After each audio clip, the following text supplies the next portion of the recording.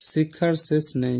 মাতালের কাছে 10 মিনিট বসুন, বুঝতে পারবেন জীবন খুব সহজ।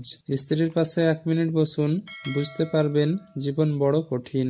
সাধুদের সাথে 3 মিনিট বসুন, আপনার সবকিছু দান করে অবসর নিতে ইচ্ছে করবে। রাজনীতিবিদদের সাথে 4 মিনিট বসুন, বুঝবেন আপনার পড়াশোনা সব বেকার, অনর্থক।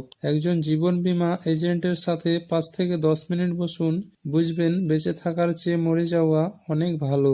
একজন ব্যবসায়ীর সাথে 6 মিনিট বসুন, আপনি বুঝতে পারবেন আপনার উপার্জন কিছুই না। একজন বিজ্ঞানীর সাথে 7 মিনিট বসুন, আপনি বুঝতে পারবেন আপনার মধ্যে খারাপটা আপনার অজ্ঞতার কারণে। একজন ভালো শিক্ষকের সাথে 8 মিনিট বসুন, আপনি একজন ছাত্র হয়ে ফিরে আসতে চাইবেন।